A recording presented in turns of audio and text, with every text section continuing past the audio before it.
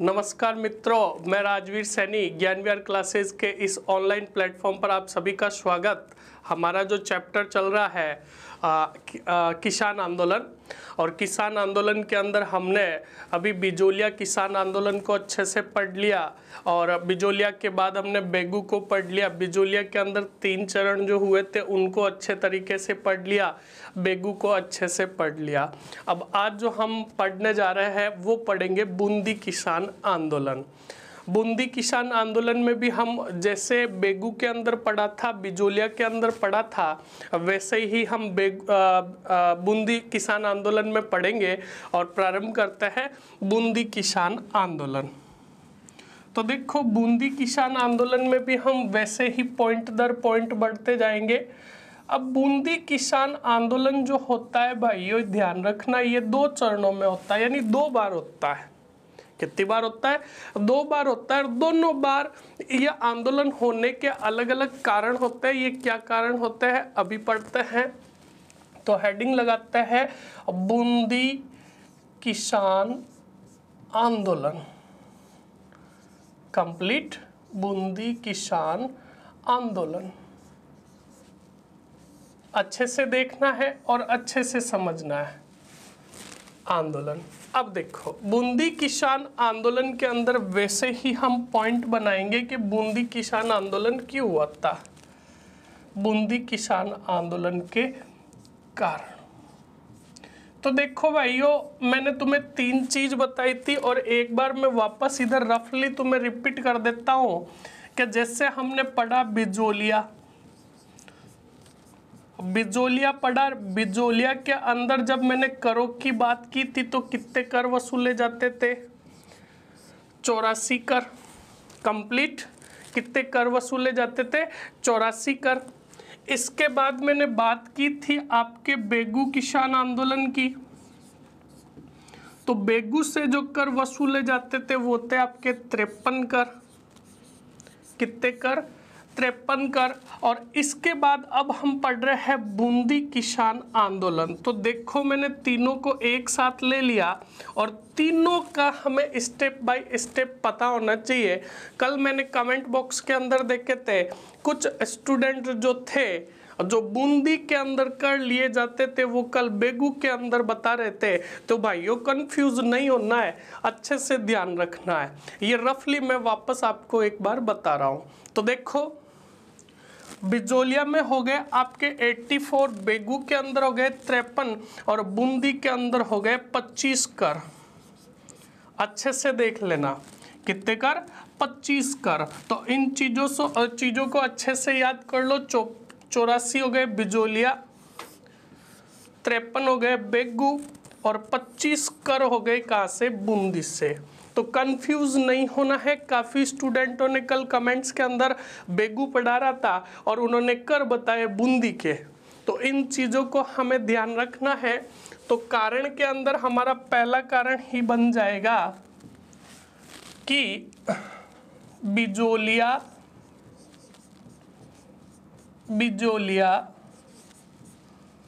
व बेगू की तरह,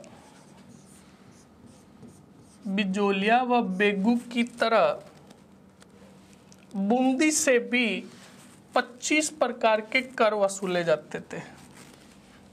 बेगू की तरह ही बूंदी के किसानों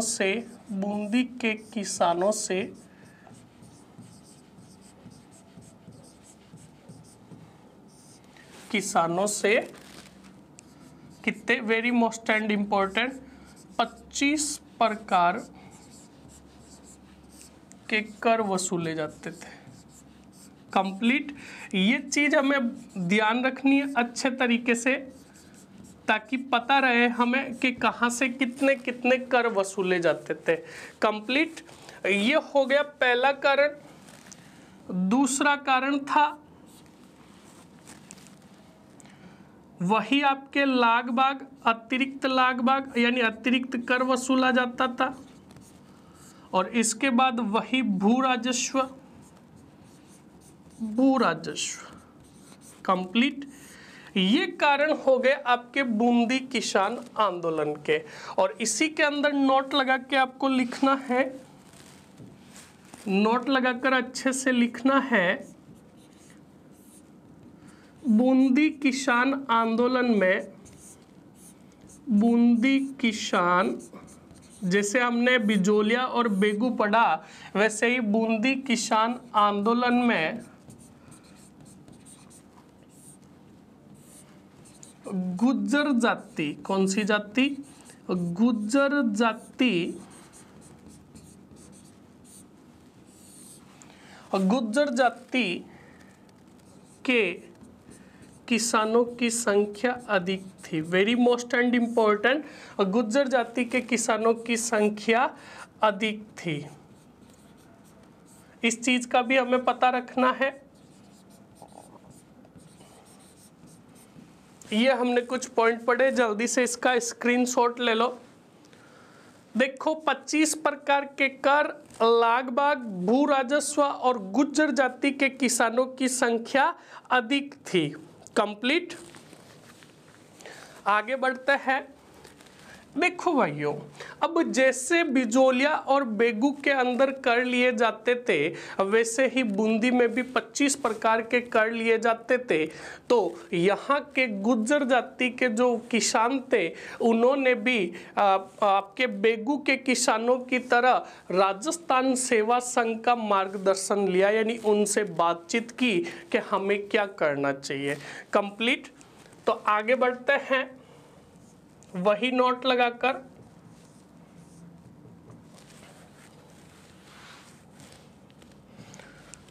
पहला ही पॉइंट, राजस्थान सेवा संघ,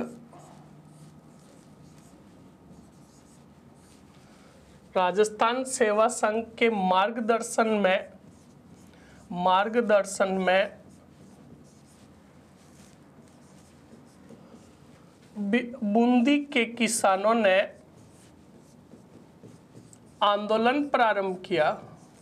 बूंदी के किसानों ने क्या प्रारंभ किया? बूंदी के किसानों ने आंदोलन प्रारंभ किया। कंप्लीट। इस चीज का हमें अच्छे से ध्यान रखना है। कल मैंने तुम्हें राजस्थान सेवा संघ के बारे में पूरा बताया था और इसका मुख्य उद्देश्य क्या था ये भी मैंने आपको बताया था। तो जल्दी से बताओ, 1919 के अंदर राजस्थान सेवा संघ की स्थापना कहाँ की गई और इसको कब और कहाँ स्थानांतरित किया गया? जल्दी से कमेंट बॉक्स के अंदर उत्तर दीजिए कि राजस्थान सेवा संघ की स्थापना कहाँ और कब की गई और कब और कहाँ इसे स्थानांतरित किया गया। जल्दी से कमेंट बॉक्स में उत्तर दीजिए। ये क्या होता है, ये चीज़ें जो होती है इनको बार बार रिपीट करने से क्या होता है, याद हो जाता है हमें। तो आगे बढ़ते हैं। आंदोलन प्रारंभ किया। कंप्लीट। अब देखो ये गए राजस्थान सेवा संघ, जो आपको कमेंट बॉक्स में बताना है। राजस्थान सेवा संघ, ये जो संघ था इसके पास गए और इनको कहा गया कि भाई आप भी क्या करो, करो का विरोध करो। तो इनके अंदर क्या था, इनके अंदर जागृति नहीं थी। तो राजस्थान सेवा संघ के कुछ सदस्य होते हैं और जो बूंदी के किसानों के अंदर जागृति पैदा करते हैं, यानी किसानों को ये सुझाव देते हैं कि तुम्हारे से जो कर वसूले जाते हैं इन करों का तुम विरोध करो। तो दूसरा क्वेश्चन जो हमारा बनता है और जो पॉइंट बनता है, जागरूक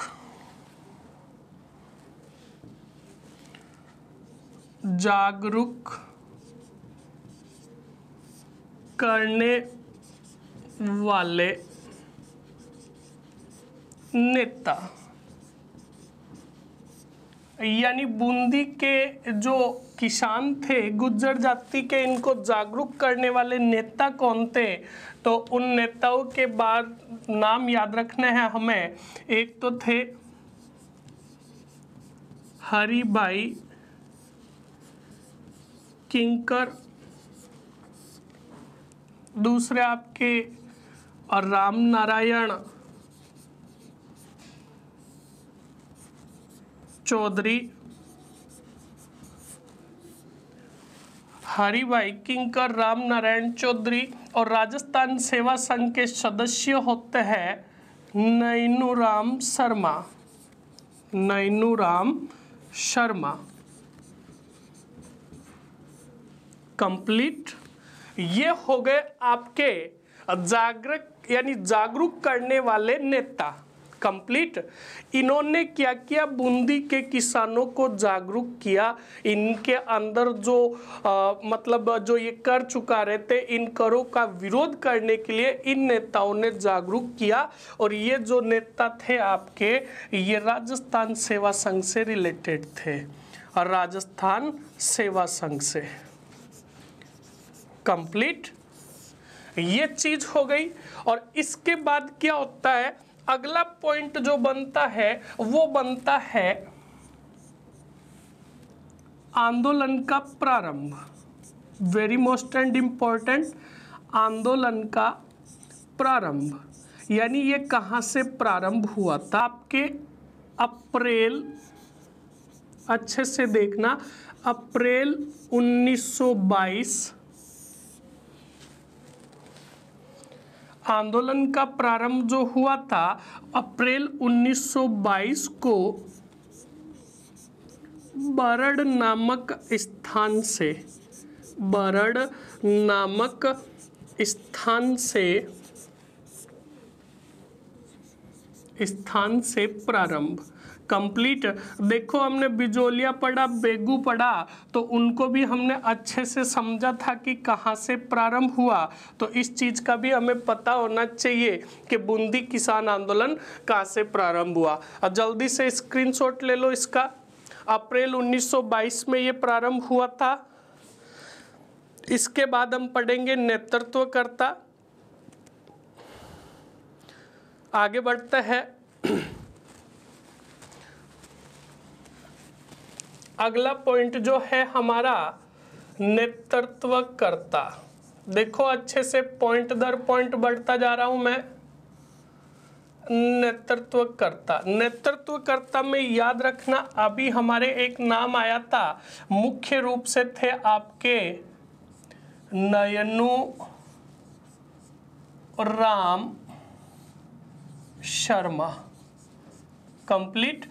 नैनूराम शर्मा, और इनके साथ थे भंवरलाल। कौन थे? भंवरलाल। कंप्लीट।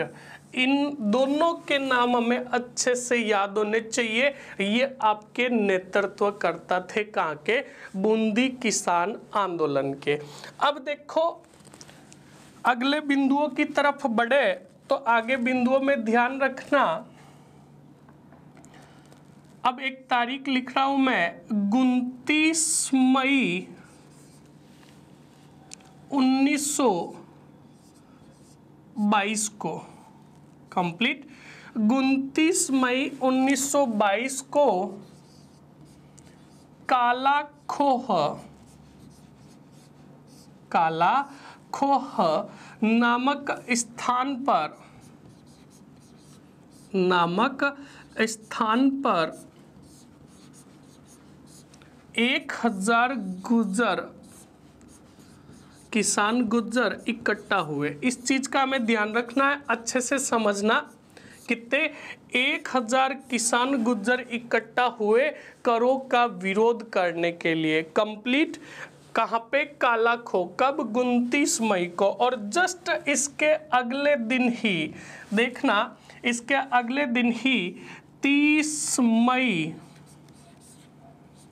को क्या होता है, 1000 के साथ 5000 गुज्जर किसान, कितने? 5000 गुज्जर किसान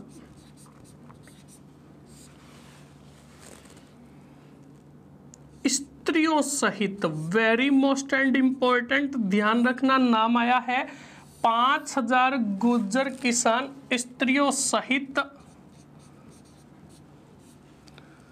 आंदोलन करने के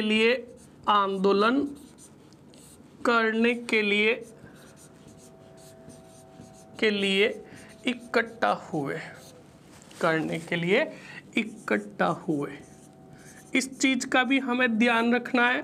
देखो यहाँ आपको एक बहुत महत्वपूर्ण चीज मिलेगी और उस महत्वपूर्ण चीज को अभी नोट लगाकर लिख देते हैं।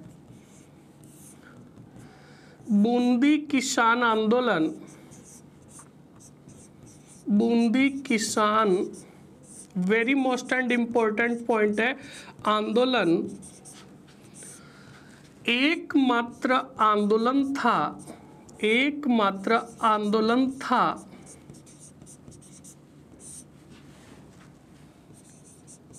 जहां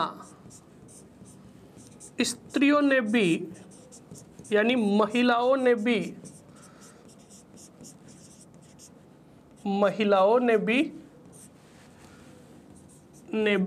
भाग लिया। कंप्लीट। देखो हमने जैसे बिजोलिया में पढ़ा था तो उसमें कुछ महिलाएं ही थी, पर यहाँ पर तो देखो खूब सारी संख्याओं के अंदर ये महिलाएं भी बूंदी किसान आंदोलन के अंदर करों का विरोध करती है। जल्दी से अच्छे से इसका भी स्क्रीनशॉट ले लो। फिर बढ़ते हैं आगे।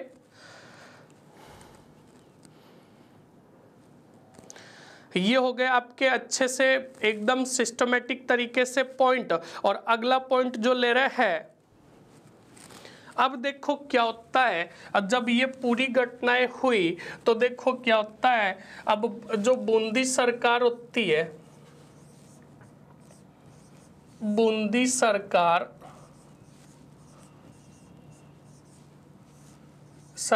ने किसानों की जांच हेतु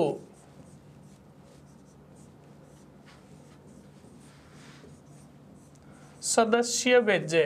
कंप्लीट। क्या भेजे? सदस्य भेजे। अब देखो होता क्या है भाइयों, ये सदस्य जाते हैं आपके बूंदी के किसानों के पास और वहां पर बैठते हैं और बातचीत करते हैं। तो देखना होता है कि बूंदी सरकार ने किसानों की जांच है तो सदस्य भेजे, और ये सदस्य जब पहुंचते हैं आपके बूंदी के किसानों के पास तो दोनों के बीच में वार्ता होती है और कुछ कर जो होते हैं वो माफ करने का कहा जाता है। तो देखो अब शॉर्ट में लिख रहा हूं, कुछ करों को माफ किया गया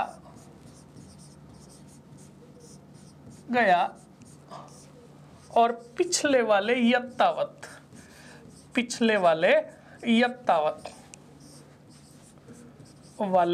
यथावत रखे गए।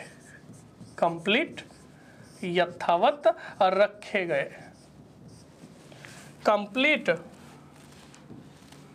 कंप्लीट। अब यहां से पर नोट लगाकर लिखना, बूंदी के किसानों ने राजस्थान सेवा संघ की सलाह पर, अच्छे से देखना, राजस्थान सेवा संघ की सलाह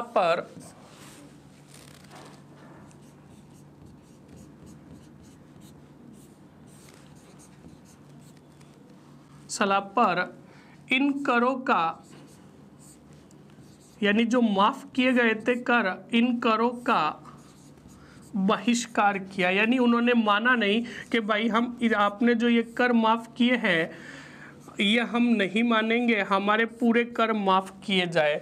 तो देखो ये किसके कहने पर, तो राजस्थान सेवा संघ के कहने पर ये चीज भी ध्यान रखनी है। अब देखो जब ये बात बूंदी सरकार को पता चलती है तो बूंदी सरकार क्या करती है, अब की बार सेना सहित कुछ सदस्य भेजती है। वो सेना बूंदी आती है और बूंदी के जो गुर्जर जाति के किसान होते हैं इनके ऊपर अत्याचार किया जाता है। खूब सारे इतिहासकारों ने लिखा है इस समय कि सैनिकों ने महिलाओं, बुजुर्गों और बच्चों पर घोड़े दौड़ाए और भले से वार किया। कंप्लीट। तो अत्याचार किए गए। तो ये जो घटनाएं हुई ये आपके बूंदी से रिलेटेड है। अब देखो ये कार्य दर कार्य मतलब ये जो घटनाएं थी ये घटती गई। अब आगे क्या होता है, यहीं पर वेरी मोस्ट एंड इम्पोर्टेंट जो आपने कई बार पढ़ा है, डाबी घटना पढ़ा। तो जल्दी से कमेंट बॉक्स में बताइए कि डाबी नामक स्थान पर जो घटना घटित हुई ये कब घटित हुई, जल्दी से बताओ। तो याद रखना 2 अप्रैल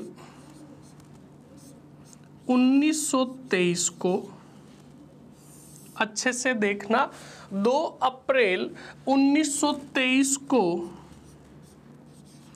डाबी नामक स्थान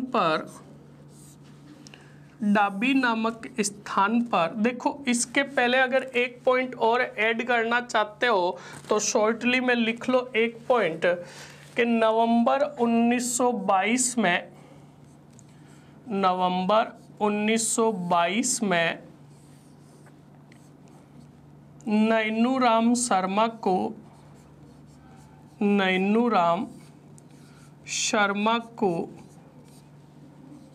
क्या कर लिया गया, गिरफ्तार कर लिया गया। क्या कर लिया गया, गिरफ्तार कर लिया गया और 4 वर्ष की सजा दी गई, कठोर कारावास की सजा दी गई। ये इसके पहले घटित हो गया। उसके बाद 2 अप्रैल 1923 को डाबी नामक स्थान पर किसानों की क्या हो रही थी, स्थान पर किसानों की सभा चल रही थी। अच्छे से देखते जाओ होता क्या है। अब देखो, डाबी नामक स्थान पर गुर्जर जाति के जो किसान होते हैं इनकी सभा चलती है और बूंदी सरकार एक अधीक्षक भेजती है, पुलिस अधीक्षक, जो यहाँ पर पहुँचता है। उसके साथ और भी कुछ अधिकारी होते हैं, वो भी आते हैं और डाबी के अंदर जो गुर्जर जाति के किसान बैठे हैं रहते हैं उनको चारों तरफ से घेरते हैं और गोलियां चलाते हैं। और इसी गोलियों के अंदर हमारे 2 व्यक्ति मारे जाते हैं। कितने व्यक्ति, 2 व्यक्ति मारे जाते हैं। तो जल्दी से कमेंट बॉक्स के अंदर उत्तर दीजिए कि एक तो कौन सा पुलिस अधीक्षक था, दूसरा क्वेश्चंस 2 व्यक्ति जो मारे गए, इन दोनों व्यक्तियों के नाम बताओ। जल्दी से कमेंट बॉक्स के अंदर उत्तर देना है। देखो भाइयों, ये जो मैं क्वेश्चंस बता रहा हूं और जो आपसे पूछता हूं इनको हाथों हाथ उत्तर कमेंट बॉक्स में दे दो अगर तुम्हें आता है तो। और देखो, कोई बात नहीं आता है तो इंसान सब कुछ पहले से ही सीखा हुआ नहीं होता है, उसको धीरे धीरे सीखना होता है। तो देखो, जिस क्वेश्चंस का मैं बोलता हूं उसको आप अच्छे से अंडरलाइन कर लो और अच्छे से देख लो। काफ़ी स्टूडेंट्स उत्तर देते हैं। तो देखो, क्वेश्चंस है मेरा कि जो 2 मारे गए उनका नाम प्लस जो पुलिस अधिकारी था उसका नाम तुम्हें बताना है। कमेंट बॉक्स के अंदर चेक करूंगा मैं कि कौन कौन उत्तर देते हैं। तो देखो, किसानों की सभा चल रही थी कहां पर, डाबी नामक स्थान पर, और बूंदी सरकार एक पुलिस अधीक्षक को भेजती है,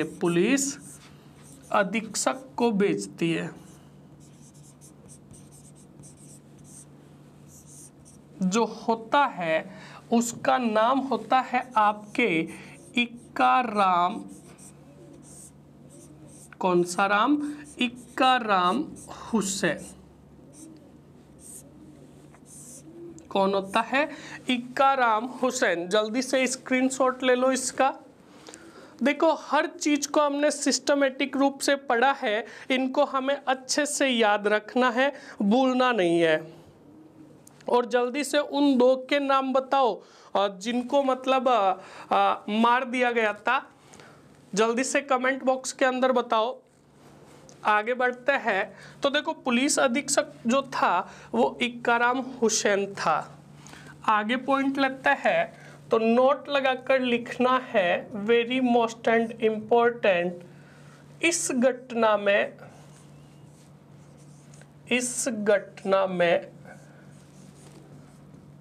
झंडा गीत गाते हुए, कौन सा गीत? झंडा गीत गाते हुए, झंडा गीत गाते हुए कौन शहीद हुए थे? वेरी मोस्ट एंड इम्पोर्टेंट, याद रखना, झंडा गीत गाते हुए नानक जी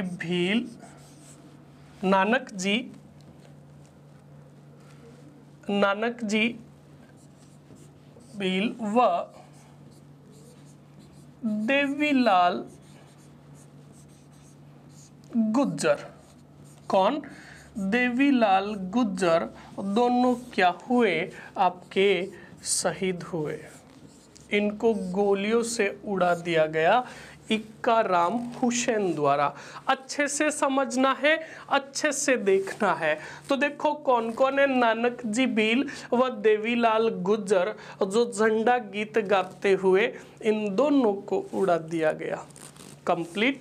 इस चीज को हमें ध्यान रखना है। और ये जो घटना घटित हुई आपके कब घटित हुई? 2 अप्रैल 1923 को। कंप्लीट ना? तो देखो नानक जी भील व देवीलाल गुज्जर शहीद हो गए और यहाँ पर एक शब्द आया है, देखो कौन सा गीत? झंडा गीत। कौन सा गीत?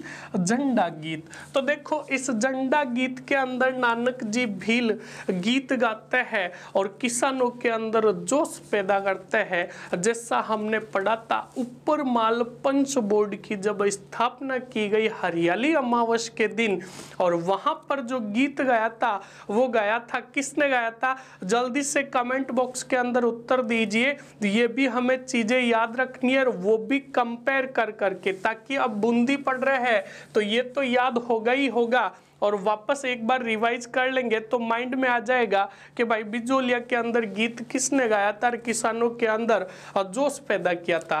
तो जल्दी से बताओ, झंडा गीत जो यहाँ पे गाया नानक जी भील ने गाया, और इसके कुछ जो बोल थे वो ऐसे थे कि गाडा रीजो रे मर्दो, गाडा रीजो, थाका दुख सभी मिट जाए। कंप्लीट। थाका दुख सभी मिट जाए, ये इसके कुछ बोल थे। तो अच्छे से हमें ध्यान रखना है और इसके जो बोल थे वो भी लिख लो। गाडा रीजो रे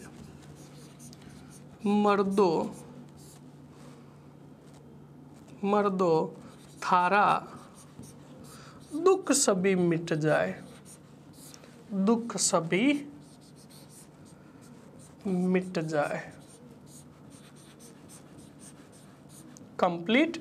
इसके ये बोल थे तो थोड़े हमें बोल भी याद कर लेने हैं। और ये झंडा गीत जो गाया गया नानक जी भील द्वारा गाया गया। कंप्लीट। अब देखो ये पूरी घटनाएं घटित होती है और पता चलता है किसको? Very most and important. अब मेरा क्वेश्चन है, नानक जी भील को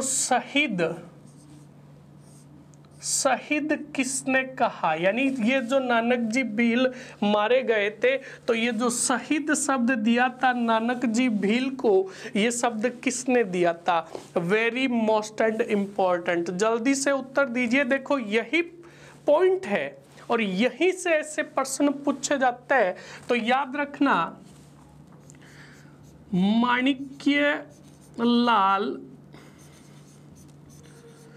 माणिक्यलाल वर्मा ने नानक जी को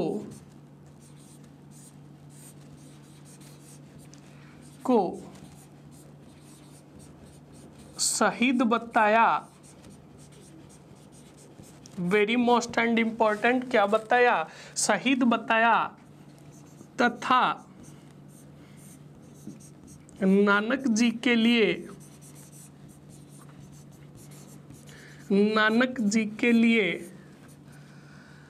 अर्जी गीत गाया। कौन सा गीत? अर्जी गीत गाया। वेरी मोस्ट एंड इम्पोर्टेंट, इन चीज़ों का भी हमें पता होना चाहिए कि माणिक्यलाल वर्मा ने नानक जी भील को क्या बताया, आपके शहीद बताया, और प्लस इन्हीं के लिए एक अर्जी गीत गाया गया। कौन सा गीत? अर्जी गीत गाया गया। अब और एक क्वेश्चन आ रहा है, जब ये पूरी घटनाएं घटित हुई तो राजस्थान सेवा संघ से, वेरी मोस्ट एंड इम्पोर्टेंट, जब ये पूरी घटनाएं घटित हुई तो राजस्थान सेवा संघ से बूंदी की जांच हेतु या रिपोर्ट हेतु किनको भेजा गया? जल्दी से कमेंट बॉक्स के अंदर उत्तर दीजिए। बहुत अच्छा क्वेश्चन है, आगे ही ले रहा हूं मैं। और राजस्थान सेवा संघ से, राजस्थान सेवा संघ से जांच हेतु कोष्टक में रिपोर्ट हेतु किसको भेजा गया? रिपोर्ट हेतु किसको भेजा गया? जल्दी से कमेंट बॉक्स में उत्तर दीजिए। तो याद रखना, राम नारायण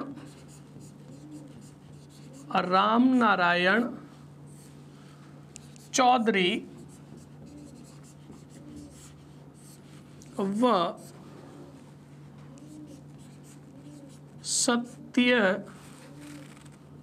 राम नारायण चौधरी व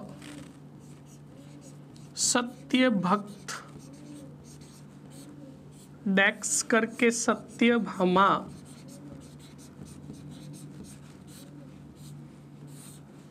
को भेजा गया। कंप्लीट किसको भेजा गया? रामनारायण चौधरी व सत्य भक्ति या सत्यभामा को भेजा गया। तो ये जो घटनाएं हुई, ये हुई आपके बूंदी किसान आंदोलन के अंदर। और अभी जो हमने डेट पढ़ी है, देखो यहीं पे सोचने की जरूरत है। राजस्थान सेवा संघ के जो मेन थे वो कौन थे? पथिक। और पथिक के बारे में हमने बिजोलिया के अंदर पढ़ा था कि 1923 में, कब? 1923 में बिजोलिया से वो जुड़े किससे? बेगू से। और बेगू के अंदर 1923 में ही पुलिस ने इनको, अंग्रेजों ने इनको क्या कर लिया? गिरफ्तार कर लिया। अच्छे से देखो, गिरफ्तार कर लिया। तो राजस्थान सेवा संघ के जो मुख्य थे पथिक जी, वो तो हो गए गिरफ्तार। तो अब देखो, इसकी वजह से बूंदी के किसानों को भी राजस्थान सेवा संघ से जो मदद मिल रही थी, जो मार्गदर्शन मिल रहा था, वो अब एकदम पूर्णतः समाप्त हो गया, कंप्लीट। और ये जो ही हुआ, ये आंदोलन भी लगभग दब गया। हालांकि आंदोलन 25 तक जारी रहता है, पर 1923 के बाद लगभग आंदोलन पूरा दब गया। तो देखो, ये चीज भी हमें अच्छे से पता होनी चाहिए, कंप्लीट। तो देखो, रामनारायण चौधरी व सत्य भक्ति यानी सत्यभामा को भेजा गया। और नोट लगा के लिख लो, 1923 के अंत तक यह आंदोलन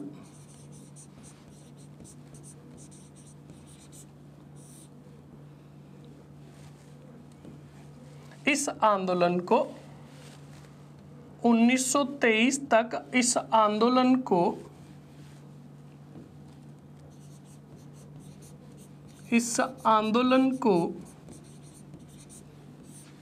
राजस्थान सेवा संघ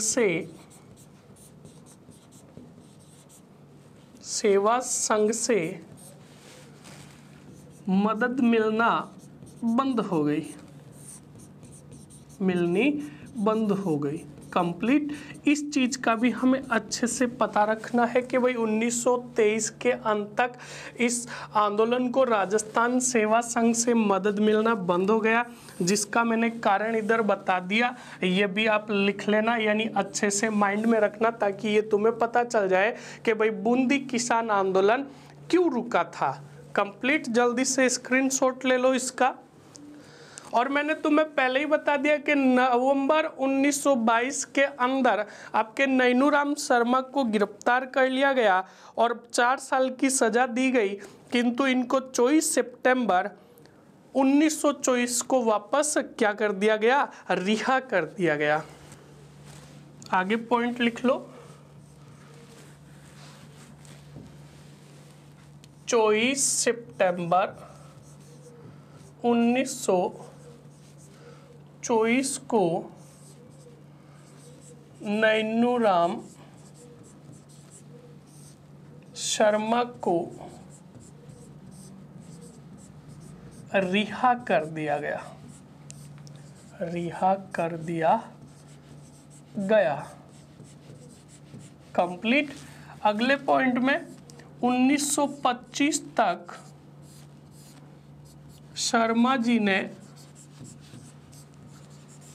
बूंदी सरकार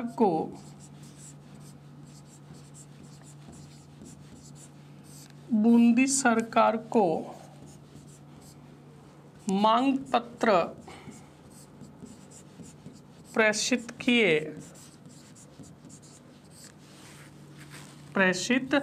किए जिसमें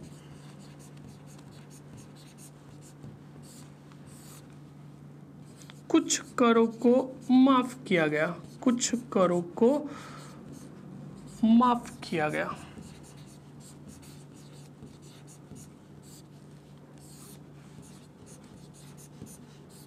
कंप्लीट। ये पढ़ लिया हमने एकदम विधिवत तरीके से बूंदी किसान आंदोलन, जो हमने एकदम सिस्टमेटिक तरीके से पढ़ा। अभी बूंदी किसान आंदोलन जो मैंने कहा 2 भागों के अंदर हुआ था, ये तो था पहला भाग, यानी पहला जो हुआ, ये आगे लिख दो आप, अप्रैल 1922 को। कंप्लीट।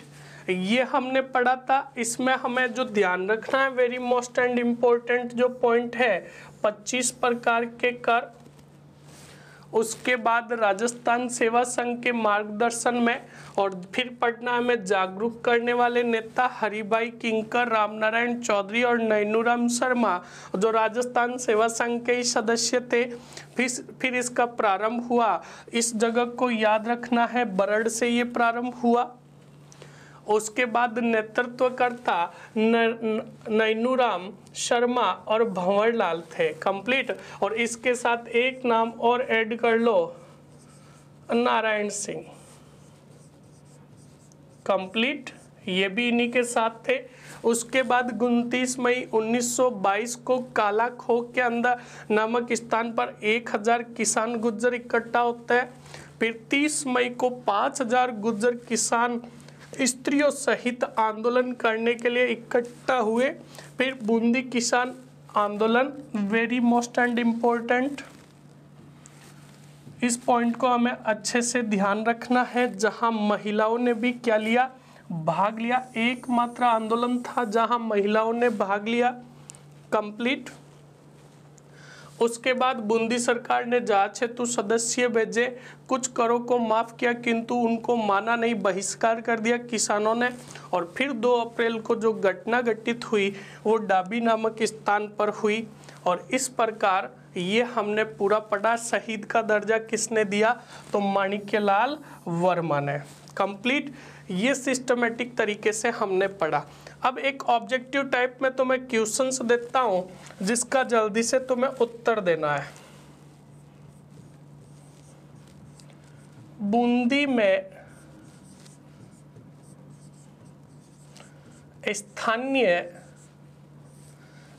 में स्थानीय आंदोलन का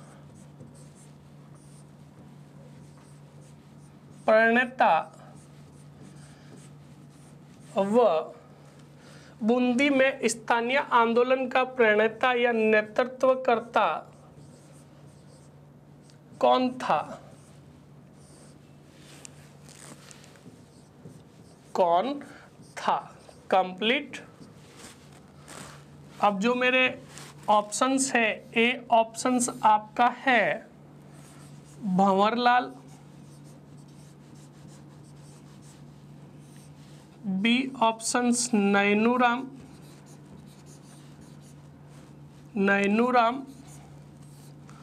सी ऑप्शंस आपका होगा नैनूराम शर्मा, सी ऑप्शंस हो गया हरिभाई किंकर,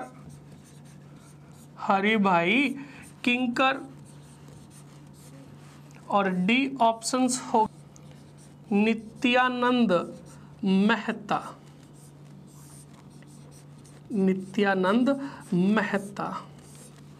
जल्दी से इनका उत्तर दीजिए, बहुत ही इम्पोर्टेंट क्वेश्चंस है और आपके एग्जाम में पूछने लायक क्वेश्चंस है। क्वेश्चन है कि बूंदी में स्थानीय आंदोलन का प्रणेता या नेतृत्वकर्ता कौन था? ए ऑप्शंस भंवरलाल,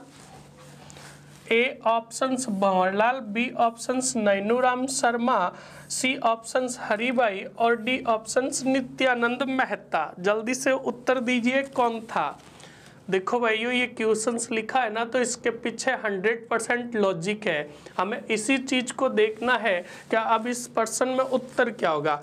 अगर प्रश्न पूछता, अगर ये शब्द नहीं आता, देखो अगर स्थानीय शब्द नहीं आता और बूंदी में किसान आंदोलन का नेतृत्वकर्ता कौन था, अच्छे से समझना। मैं दोनों क्वेश्चंस कैसे पूछे जाते हैं वो मैं बता देता हूं। पहला क्वेश्चन तो ऊपर वाला लेते हैं, बूंदी में किसान आंदोलन का प्रणेता नेतृत्वकर्ता कौन था, तब तो आपका उत्तर हो जाएगा नैनूराम शर्मा। कंप्लीट। क्या हो जाएगा? नैनूराम शर्मा। पर अब अगर पर्सन ने थोड़ा सा चेंज कर दिया, देखो होता क्या है, एक्सीडेंट होता है ना, तो एक्सीडेंट कैसे होता है? 1 सेकंड या 2 सेकंड की लापरवाही के कारण दुनिया छूट जाती है। ऐसा थोड़ी है कि कोई गाड़ी आती है तो 4-5 बार ऐसे बछीड़ मारती है। 1 सेकंड के अंदर ही जो घटना घटित होती है वो हो जाती है। तो यहाँ पर भी अच्छे से देखो, एक शब्द चेंज होने से उत्तर पूरा चेंज हो गया। ये कह रहा है कि स्थानीय आंदोलन का जो प्रणेता थे वो आपके कौन थे? Nityanand Mehta. Very most and important, Nityanand Mehta. ये नित्यानंद देखो 1925 के अंदर तो क्या होता है, ये आंदोलन लगभग हालांकि 23 में ही समाप्त हो जाता है, पर बाद में क्या होता है, ये नित्यानंद जो मेहता होता है ये 1930 और 1931 के अंदर राष्ट्रीय आंदोलन में भाग लेते हैं। कौन? नित्यानंद मेहता 1930-31 में किसमें? राष्ट्रीय आंदोलन में भाग लेते हैं। और भाग लेने के बाद वापस आते हैं आपके बूंदी, और बूंदी की जो स्थानीय लोग होते हैं, समझना अच्छे से, स्थानीय लोग होते हैं उनके अंदर जागरूकता पैदा करता है। उनको कहते हैं कि हमें देसी वस्तुओं को अपनाना है और जो बाहर की वस्तु है उनका बहिष्कार करना है, और जो नशा मुक्ति है जैसे जो मद्यपान वगैरह शराब वगैरह होता था उन सब को छुटाते कौन थे, यानी जागरूक कौन करते थे? Nityanand Mehta. Very most and important. और क्वेश्चन से ऐसे भी पूछ सकता है कि नित्यानंद मेहता का संबंध कौन से आंदोलन से है। कंप्लीट। इस चीज का भी हमें पता रखना है। तो नित्यानंद मेहता जो थे ये स्थानीय बूंदी में स्थानीय जाति के आंदोलन के नेतृत्व करता थे। इस चीज का हमें ध्यान रखना है। अच्छे से इस क्वेश्चंस को समझ लो और इसका भी स्क्रीनशॉट ले लो। दोनों उत्तर हमें याद रखना है। अगर किसानों का पूछे तो किसानों का याद रखना हो जाएगा आपके नैनूराम शर्मा, और स्थानीय व्यक्तियों का प्रणेता पूछे तो नित्यानंद मेहता। अब इसी के साथ एक चीज और ऐड कर दो, इसकी पत्नी होती है सत्यभामा, जो अभी हमने पीछे पढ़ा, सत्यभामा प्लस ऋषिदत्त मेहता। ऋषिदत्त मेहता ये होता है इनका पुत्र, ये तो हो गई पत्नी और ये हो गया पुत्र। ये भी आंदोलन में सक्रिय थे, बूंदी किसान आंदोलन में सक्रिय थे। तो देखो भाइयों, एग्जाम अगर लेवल और टफ का पूछता है ना, तो क्वेश्चन से ऐसे भी पूछ सकता है कि नित्यानंद मेहता, सत्यभामा और ऋषिदत्त मेहता का संबंध कौन से आंदोलन से है। तो इस चीज का भी हमें अच्छे से पता रखना है, इस चीज को इनके साथ ऐड कर लो या फिर आगे नोट लगा कर लिख लो। हेडिंग ही डाल देते हैं नित्यानंद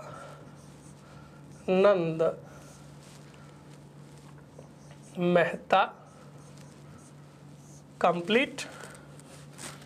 अब पढ़ते हैं बूंदी में स्थानीय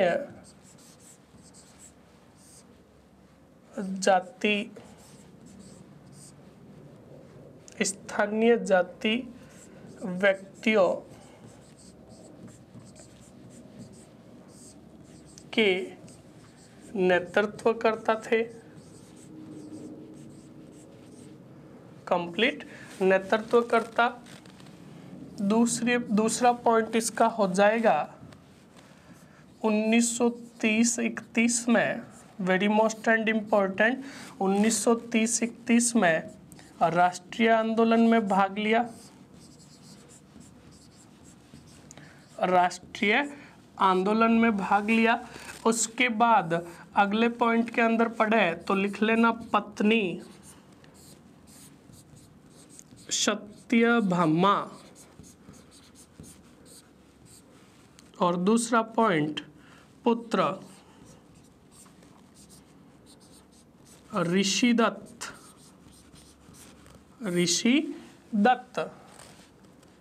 मेहता बूंदी किसान आंदोलन में सक्रिय थे।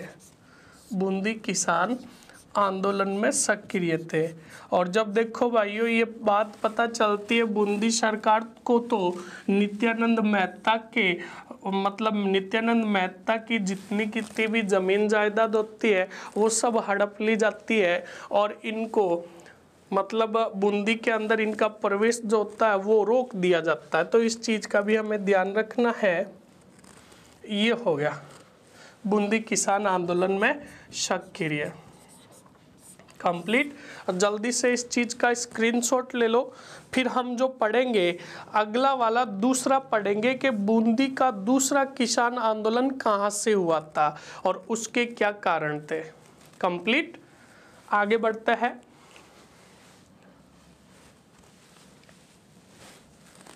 अब हेडिंग डालेंगे हम बूंदी का दूसरा किसान आंदोलन। दूसरा किसान आंदोलन, इसको मैं अभी एक आपके छोटा सा डायग्राम बना के पूरा समझा दूंगा। बूंदी का दूसरा किसान आंदोलन और इसका समय काल भी आपको याद होना चाहिए, आगे ही लिख देता हूँ। 1936 से 1945, कंप्लीट। कारण क्या थे देखो, ये वेरी मोस्ट एंड इम्पोर्टेंट है कि क्या कारण थे कि बूंदी का दूसरा किसान आंदोलन 1936 से 1945 के अंदर प्रारंभ हुआ। तो जो पहला कारण था वो कारण ये था कि बूंदी सरकार ने बूंदी सरकार ने किसानों के वेरी मोस्ट एंड इम्पोर्टेंट भाइयों, किसानों के सामाजिक कार्यों में हस्तक्षेप किया, सामाजिक कार्यों में हस्तक्षेप किया। क्या किया? हस्तक्षेप किया। Very most and important. और सामाजिक कार्यों में क्या हस्तक्षेप किया ये भी हमें पता होना चाहिए। नुक्ता, क्या? नुक्ता, यानी नुक्ता जो होता था, उस नुक्ता का मृत्यु भोज पर क्या लगा दी? रोक लगा दी। पहला तो ये सामाजिक हस्तक्षेप था, और दूसरा जो था किसानों के जानवरों की गणना करवाई गई। तो देखो भाइयों, एक तो उनके नुक्ता यानी मृत्यु भोज पर सरकार ने, बूंदी सरकार ने रोक लगा दी, और दूसरा किसानों के जानवरों की गणना होने लगी। तो घबरा गए कौन? गुर्जर जाति के जो किसान थे वो घबरा गए। तो देखो आगे क्या होता है, ये चीज हमने ये कारण पढ़े, और जो अब मैं बताऊंगा आपको एक डायग्राम के माध्यम से कि ये 3 जगह प्रमुख, ये जो हुआ था दूसरा कारण, उसमें 3 जगह होती है, उन तीनों जगहों को अच्छे से समझते हैं। तो मैं पहला लिख रहा हूं 1936 कंप्लीट, उसके बाद 1939 और उसके बाद 1943 कंप्लीट। ये 3 सन आपको अच्छे से याद रखना है। 1936 के अंदर क्या होता है, कहाँ से ये प्रारंभ होता है? हिंडोली नामक स्थान से, बूंदी के हिंडोली नामक स्थान से, जहाँ एक मंदिर होता है हुंडेश्वर महादेव। कौन सा? हुंडेश्वर महादेव नामक मंदिर होता है। यहाँ पर 90 गांव के किसान इकट्ठा होते हैं, और ये जो आपके ये सामाजिक हस्तक्षेप था, और जो जानवरों के जो गणना थी, इनका विरोध करने के लिए इकट्ठा हुए। तो इस चीज को हमें अच्छे से ध्यान रखना है। फिर आएगा आपके 1939, तो इसके अंदर आपके ये वापस जो प्रारंभ हुआ था, ये हुआ था आपके लाखेरी से। कहाँ से? लाखेरी से प्रारंभ हुआ, और यहाँ से इसके जो नेतृत्वकर्ता थे, नेतृत्वकर्ता, उनके नाम तुम्हें पता होने चाहिए। नेतृत्वकर्ता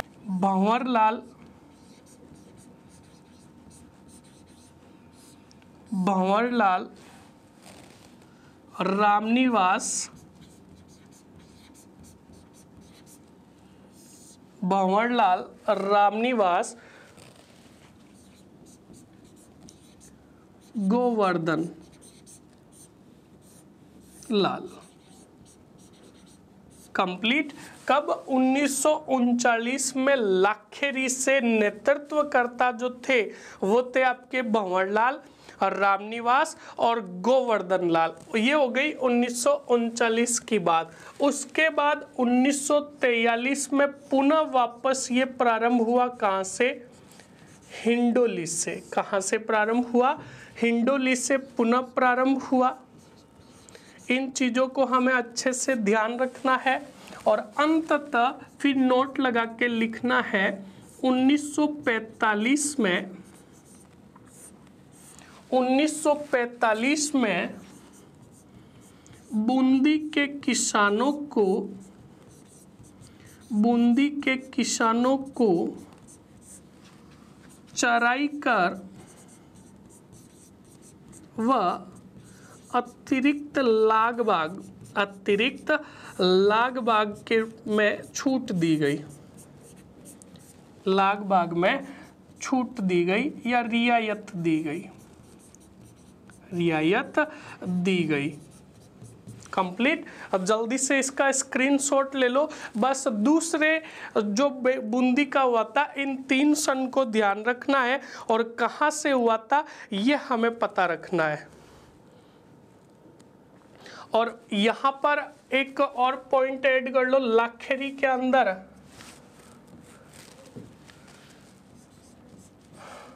तोरण की बावड़ी नामक स्थान से, तोरण की बावड़ी नामक स्थान से, कंप्लीट, वहां से स्टार्ट होता है। ये घटना होती है आपके किसकी, आपके बूंदी के दूसरे किसान आंदोलन की, जो आपके 1936 से 45 के मध्य हुआ।